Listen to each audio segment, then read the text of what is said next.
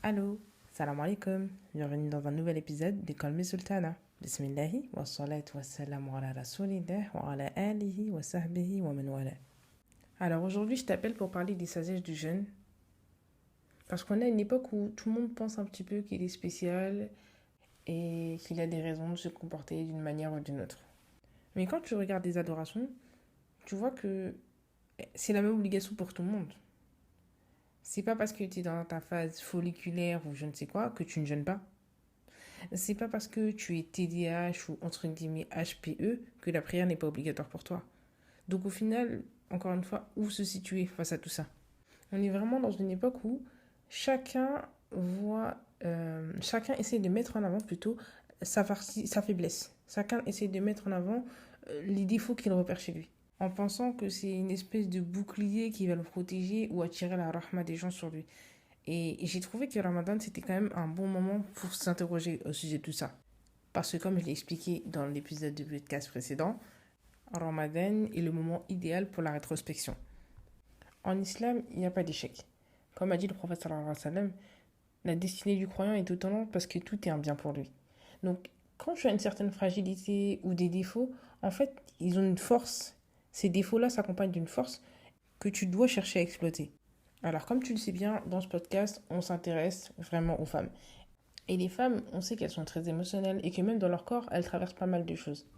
Mais tu vois, à l'époque à laquelle on est aujourd'hui, on réduit la femme à un tas d'hormones. Un peu comme Freud et Darwin qui réduisent l'homme à un tas d'émotions. Donc, parce qu'elle est dans sa phase ovulatoire, folliculaire ou nuptiale, elle a un certain comportement. Et on la réduit à ça. Et nous, aujourd'hui, on accepte ça en pensant que ça nous aide, mais en vrai, ça nous victimise et ça nous rend juste plus faibles. Parce qu'on ne peut pas réduire des créatures si intelligentes à juste ça, à juste un tas d'émotions.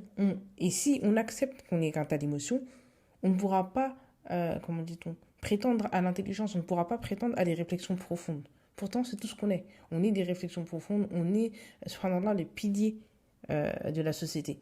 Donc on n'est pas juste un tas d'émotions qui agissent sans réellement savoir ce qu'elles font et qui regrettent plus tard. Non, on est bien meilleur que ça. Donc il faut adopter un certain juste milieu. Oui, c'est vrai, la femme, alhamdulillah, elle traverse pas mal de choses et je suis là justement pour t'en parler et reste jusqu'à la fin, c'est hyper intéressant. Mais on ne peut pas réduire la femme à juste ce qu'elle traverse dans son corps, dans ses émotions ou ses hormones. Et Ramadan, c'est justement un moment dont tu ne pourras profiter que si tu lâches la pression, que si tu apprends à te contrôler et te dompter.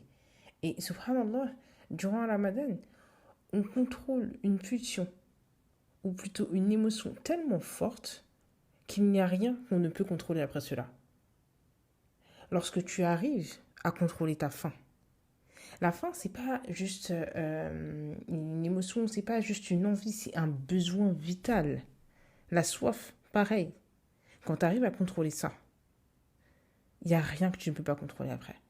Que ce soit d'éclater contre ton mari, tes enfants, d'être frustré parce qu'une sœur t'a manqué de respect ou quoi que ce soit, quand tu as réussi à correctement une émotion aussi forte et patienter dessus, tu ne peux pas mettre tes erreurs ou tes excès de colère sur le dos de tes hormones. Tu dois les contrôler aussi et tu peux les contrôler aussi. Et Ramadan est justement une preuve de cela.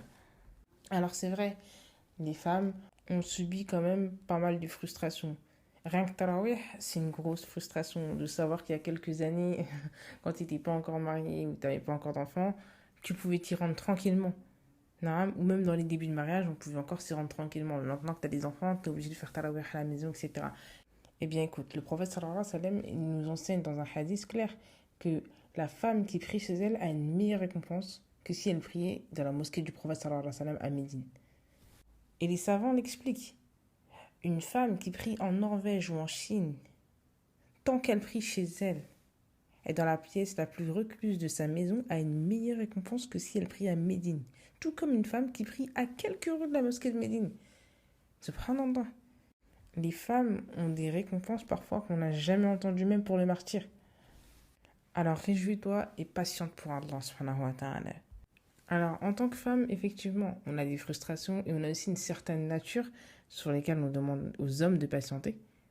L'homme doit effectivement patienter sur la nature de la femme, mais nous, on doit tirer le meilleur de cette nature.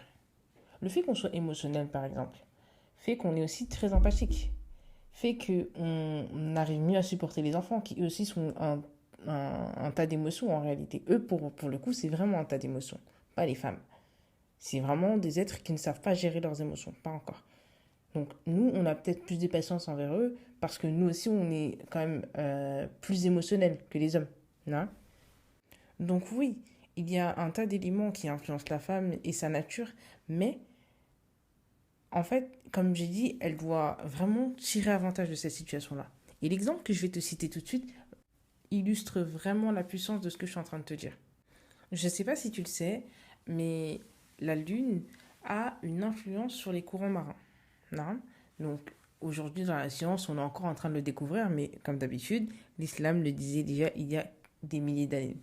Quand je vais t'expliquer, tu vas comprendre. C'est juste impressionnant, subhanallah. Donc, Ibn Qayyim dit que la Lune a effectivement donc, de l'influence pas que sur les courants marins, mais sur les liquides de manière générale. Et il explique qu'il en est de même avec le sang qui circule à l'intérieur du corps. Donc c'est pour ça que la hijama, elle est meilleure à certaines dates.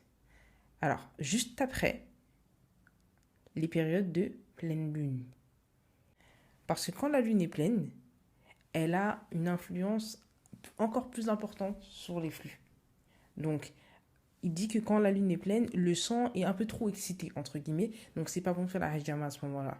Mais juste après, genre entre le 17 et le 19, c'est le moment idéal. Donc, la pleine lune, pour le rappeler, c'est le 13, 14, 15 du mois lunaire. Basé du coup sur le calendrier hijri. Et cette influence sur les flux sanguins, elle est importante parce que, comme le prophète sallallahu alayhi wa sallam l'a enseigné dans un hadith connu, le shaitan circule dans le corps humain à travers le sang. Et donc, quelle est la réponse que le prophète sallallahu alayhi wa sallam nous a enjoint à avoir face à cette connaissance? C'est bien le jeûne. Il nous a enseigné de jeûner pour limiter les effets du Qur'an. Et quand tu regardes bien, il nous a aussi enjoint à jeûner les 13, 14 et 15 du mois. Les moments où la lune agite les flux sanguins. Donc, la circulation aussi du shaitan. T'as compris? Et ça ne s'arrête pas là.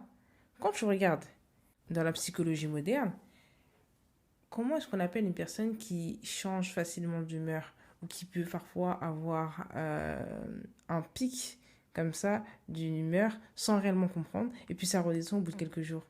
Oui, bipolaire, on peut dire ça comme ça, mais surtout lunatique. Lunatique.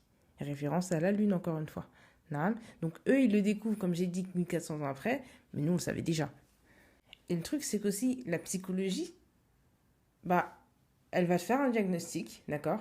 T'as ce problème-là, prends des médocs. T'as ce problème-là, voilà, la thérapie à vie, parfois.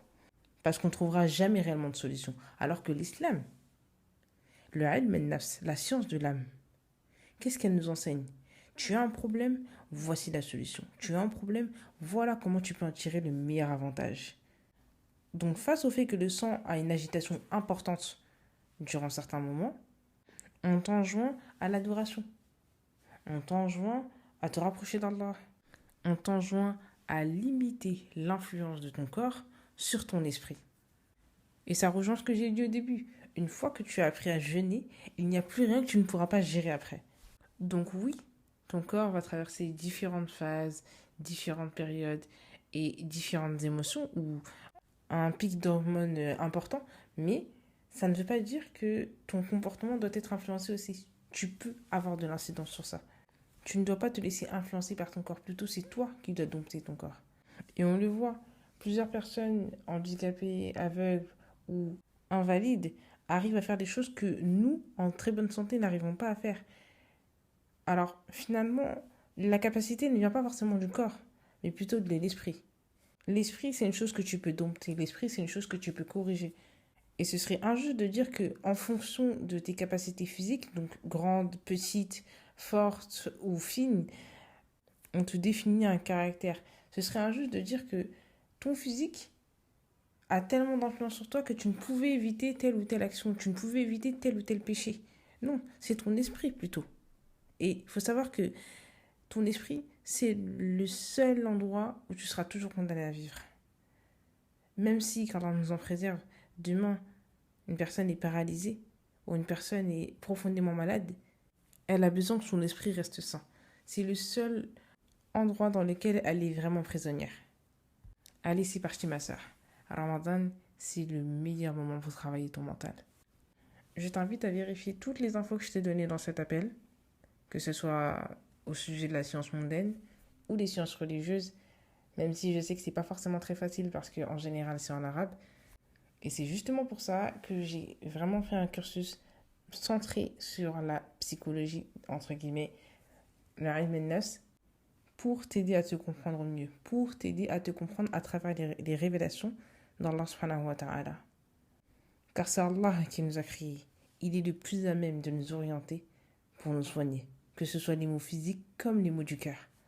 Si tu veux plus d'informations sur le cursus ou tout simplement prendre une thérapie, je t'invite à me contacter via mon site internet ou sur mes différents réseaux sociaux. Le prochain épisode arrive très bientôt, Inch'Allah. Assalamu alaikum.